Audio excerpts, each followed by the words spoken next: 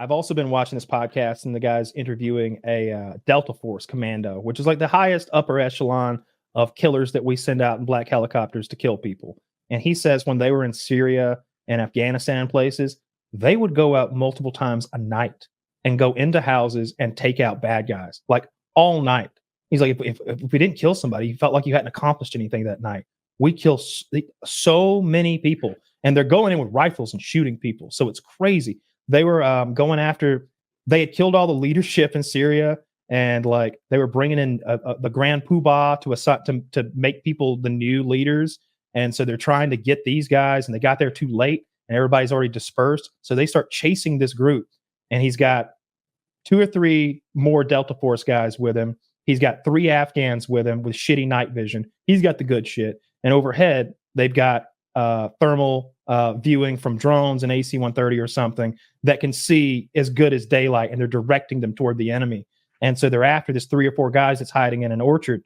And so he tells his buddies, I'm going to sneak up to that little knee-high wall that they're near, cook a grenade for 2 or 3 seconds, lob it over. When it pops, I'm going to stand up and kill them all. And they're like, that would be awesome. And he's like, yeah, I know. He's like, so I'm crawling out there, and all I'm thinking is, when we get back home tonight, this is going to be a fucking story. I'm going to have everybody spellbound when I tell them about this Hollywood shit I pulled.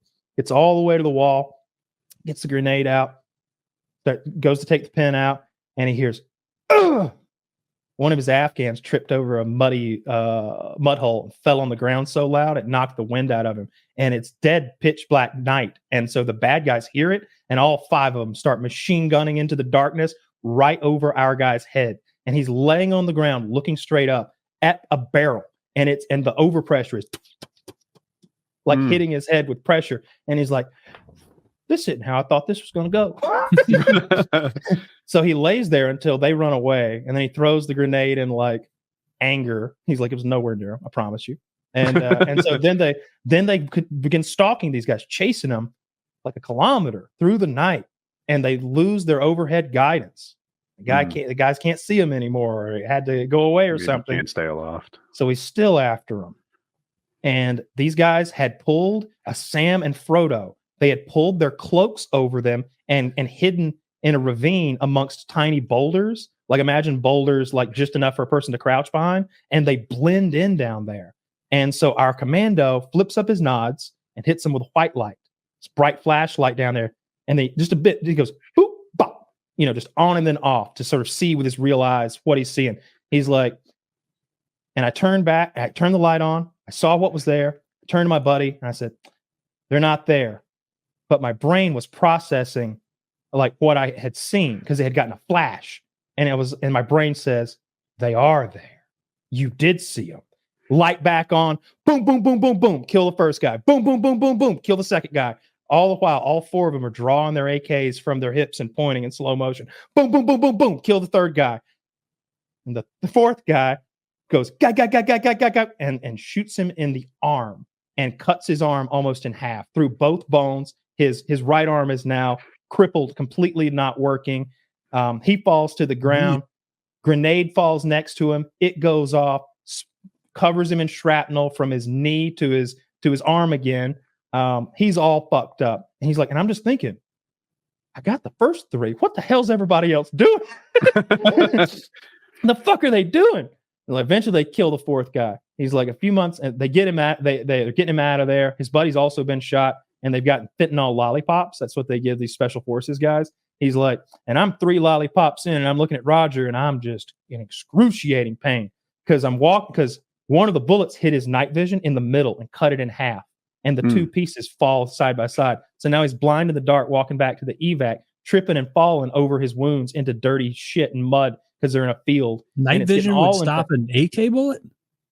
It didn't stop the bullet. The bullet went through the night vision goggles and cut them in half, and they fell either way. He's also wearing a helmet on top.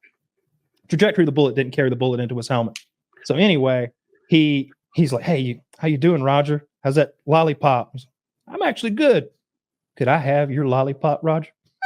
And Roger gave me the 4th lollipop, and I ate that one too, and it didn't really help. He's like, finally gets to the hospital. This is months later now. He's in an Afghan hospital. And he's like, his Afghan buddies show up. He's like, hey, did you see the men that I was shooting?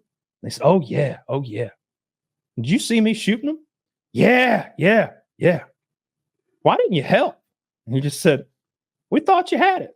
We thought you had it.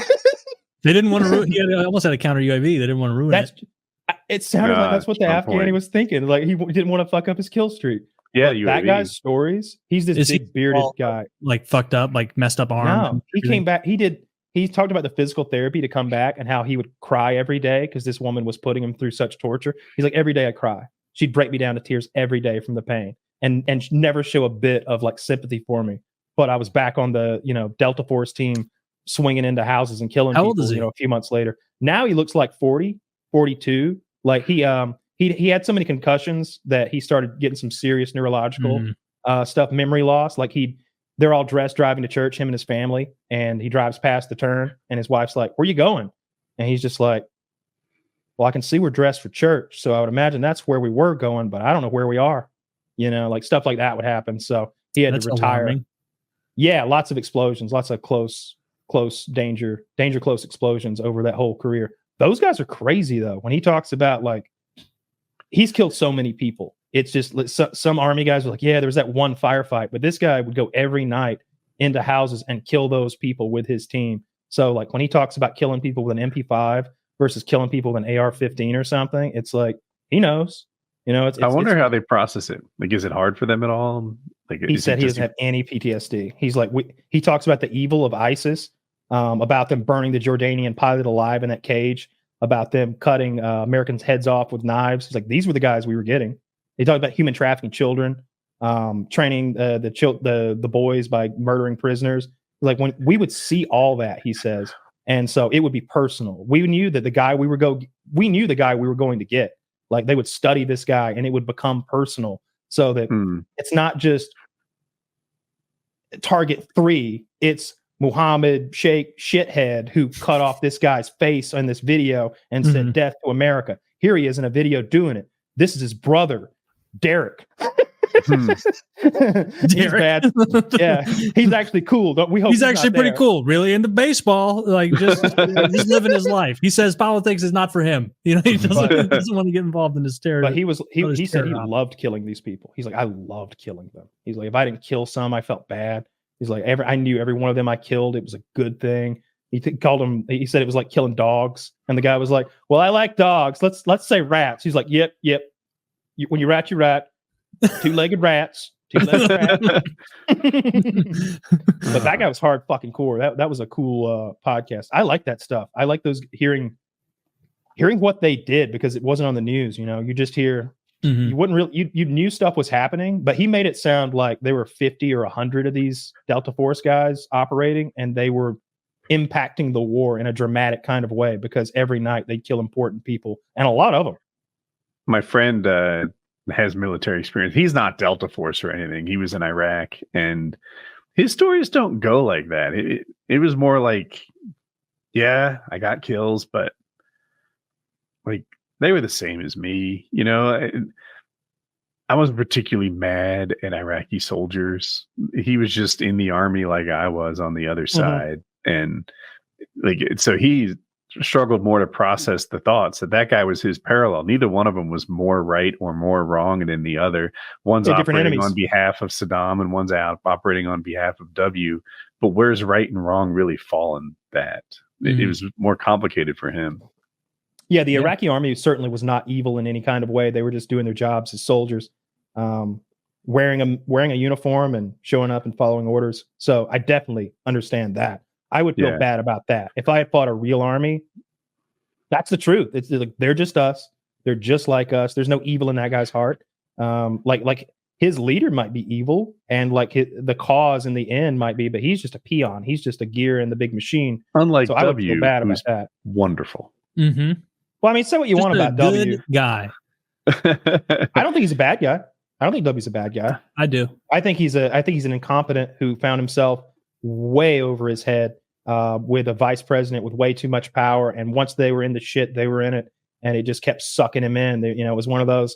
I don't know if you've ever been in mud and your boots came off in the mud from the suction, but that's what I think of George W. He's a duck hunter stuck in the mud. Well, I don't think of him as like calculating. It's charitable. Like, you might be right. I think evil. You're definitely possibly right. Like, he just shit. When I first got there, Cheney was so much more experienced in Washington affairs compared to me. And before I know it, like, we're in Iraq, and I spent the next 7 years regretting not leading myself. Maybe that's a viable way it could have gone down, or it could have been, I let everyone think Cheney was running the show. I was president. I'm not stupid. Cheney looked 15 years older than me, but he's 2 years older than W? Like, is he? Something That's like that. crazy. Is he still alive? Someone fact check me on how far apart. It's going to be like 2 years, 4 years, something like that. Oh, yeah, he did endorse Kamala. Yeah, he's alive. He's 83. Who is? Good for him. Dick Cheney. How old is W? I'm going to call 79. George W. is 78. Okay. Okay. There you go. Yeah, not too much older. Yeah, especially not when you're both that age. Because W was probably 45 and he was 50. They're peers. Sure. So the idea that not mentally though. Who knows? I don't know. I know. I will say W had a folksy sort of. We got 8 years of proof. Like Dick Cheney was. I also look back to like what they were doing before this, and it's like I was governor of Texas. I own a baseball team. Woo! And the other guys like I was controlling the wheels of commerce. Yeah, he was. The other guys like chief of staff. Was Cheney chief of staff? Maybe. I just think it was Halliburton stuff and all the stuff he did in like the business world. He was secretary. He was VP. Before that, Secretary of Defense. Before that, House Minority Whip. Then chair of the House Republican Conference, and then just the lower. Oh, I guess he was the 7th White House Chief of Staff in the 70s under Gerald Ford. Holy shit! Yeah, see that guy is old school. He's been around Washington forever. Yeah. What a ghoul that guy is. I don't know if maybe so. I don't know. I usually try to give our leadership the benefit of the doubt. Think that I like to always think that maybe they just know so much more than we do. That if we knew what they knew, it would make sense. Or if we had the binary decisions that they do, it would make sense. It's like, yeah, we could not do that. Here's what would happen. It's like, oh, well, don't do that. Right. $12 gasoline? What the fuck? Send them in. Boots on the ground. I felt that in the corporate world before. Like, oh man, my boss is making the dumbest decisions. And then when you get a little exposure to what his boss's priorities are and what his boss's priorities are, you're like, I see. This is all in support of some strategy 3 levels over. Now it makes more sense. Mm-hmm. And you talk about the U.S. government. Well, shit, we're not 3 levels away. I'm so many hundreds of levels away. I don't know anything. Yeah, I saw Edward Snowden shitting on the Lebanon thing that Israel did with the pagers. He did not like that, and I do think it is a scary next step in sort of warfare and how warfare can be conducted. I like to imagine that our supply chain here is safeguarded against such things, that there would be some sort of detection because it is not. Well, hang on. What I mean by that is, and we're going to find out what the supply chain was with these pagers and radios, where they originated, whose hands they passed through.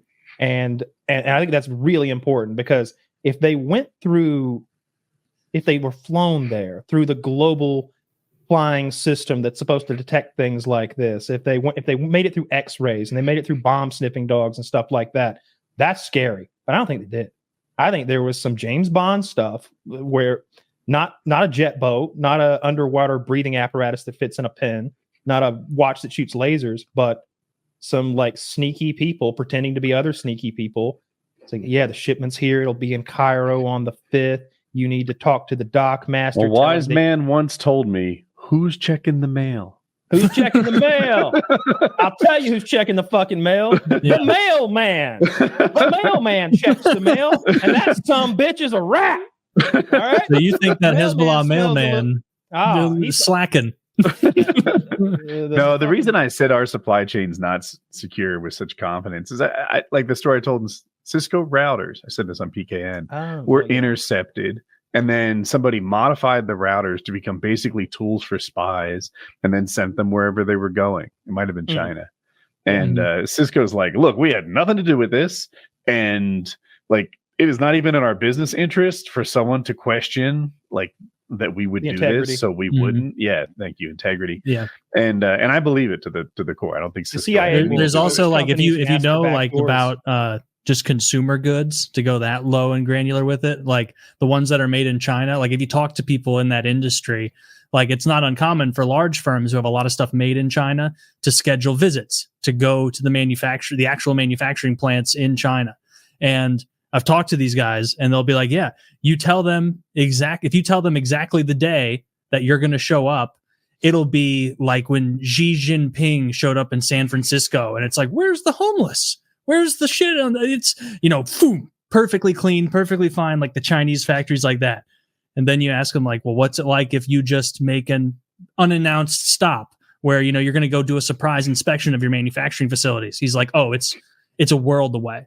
Those guys who were standing, like checking the quality of every item, they're not there anymore.